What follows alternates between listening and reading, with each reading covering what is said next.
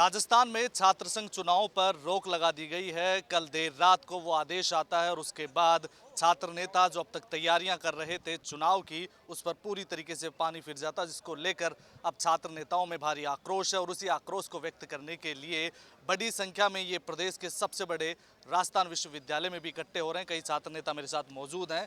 आप बताएं, सरकार का ये आदेश है और उसमें सबसे पहली और जो बड़ी बात की गई है वो यही है कि भुजबल और धनबर का प्रयोग हो रहा है।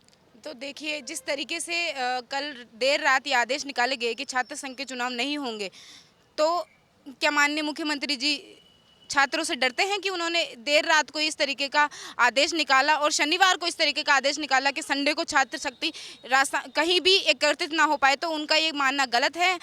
कल देर रात को भी यहाँ पे माननीय मुख्यमंत्री जी का पुतला जलाया गया है और आज भी यहाँ पे छात्र शक्ति अपने अपने अपने स्तर पर माननीय मुख्यमंत्री तक अपनी बात पहुँचाने का प्रयास कर रही है। और उनका कड़ा रवैया जो इस तरीके से पुलिस की यहाँ पे सख्ती कर रखी है, इस इतनी होने के बावजूद भी छात्र अपनी आवाज़ को कभी नहीं कमज़ोर करेंगे। और जिस तरीके का उन्होंने कहा कि लिंग दो कमेटी की पालना नहीं कर रहे हैं, तो मैं उनसे पूछना चाहती हूँ कि आपके जो एमएलए एमपी के चुनाव होते हैं, क्या आप उनमें जो आपको सीमा दी जाती है, क्या आप उतने ही पैसे खर्च करते हैं? ये सिर्फ एक टालने का बहाना उन्होंने, एक अच्छा बहाना उन्होंने निकाला है। मैं उनसे पूछती हूँ कि जिस तरीके से उन्होंने कहा कि लिंग दो कमेटी के जो पालना नहीं कर रहे हैं, आपने उनके बारे में तो बोल दिया जो लिंग दो कमेटी के अनुसार चल रहे थे। उन छात्र नेताओं का क्या, जिन्होंने पूरे साल अपनी ईमानदारी से, अपनी मेहनत से, अपनी लगन से छात्र नेताओं की बात रखी है, उनके बारे में क्या कहना चाहते हैं? बिल्कुल, तो आपको कमल, आपको क्या लगता है सरकार ने ये जो बैन लगाया है, क्या सबसे मेन वजह है?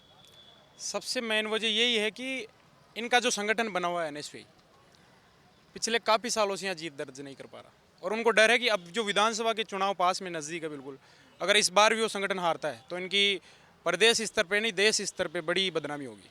सबसे बड़ा डर यह है। दूसरा सबसे बड़ा डर यह है गहलोत साहब को, उनके पुत्र जो हैं वैभव जी, वो उनको भी राजनीति में लाना चाहते हैं। तो वो पिछली बार भी आपको पता है सांसद का चुनाव हारे थे।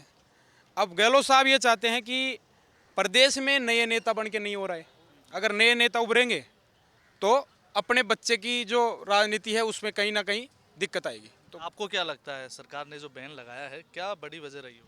सरकार की वजह यही है कि वो जो उनका संगठन है एनएसयूआई, वो पूरी तरह से पूरे ही राजस्थान में अपना इन चुनावों को हारता और उनका जो खामियाजा है वो आगामी विधानसभा चुनावों में भुगतना नहीं पड़े, इसलिए सरकार छात्र संघ चुनावों को बैन। एनएसयूआई के प्रवक्ता खुद हमारे साथ हैं। क्या वजह लगती है सरकार की कि ये बैन कर दिया? आपने कोई मैसेज करवाया उनसे कि किस तरीके का फीडबैक आपने दिया? देखिए सर, हम चाहते थे कि राजस्थान विश्वविद्यालय के अंदर चुनाव हो और एनएसयूआई के कई भी छात्र नेता भी चाहते थे कि राजस्थान विश्वविद्यालय के अंदर चुनाव हो और चुनाव से ही राजनीति की पहली सीढ़ी राजस्थान विश्वविद्यालय से का चुनाव है। मगर कहीं ना कहीं नाकामियाँ ही छात्र नेताओं की है।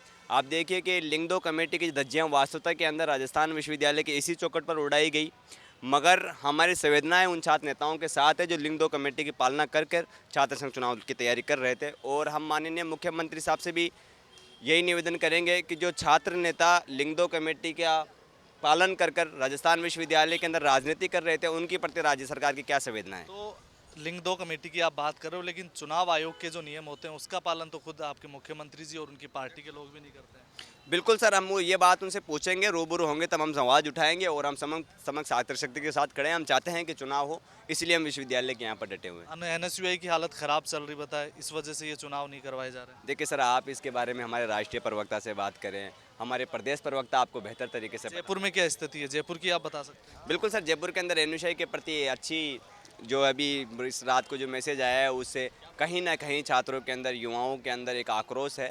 और आप बताएं, आपको क्या बड़ी वजह लगती है? देखिए, वजह जिस तरह से विश्वविद्यालयों के अंदर कमियां उजागर छात्र नेता कर रहे हैं, इससे सरकार की लापरवाही और सरकार की कमियां जो हम छात्र नेता मिलकर यहाँ पर उठाते हैं, उनको डर है कि कहीं आने वाले विधानसभा चुनाव में हमको इसका नुकसान नहीं हो जाए।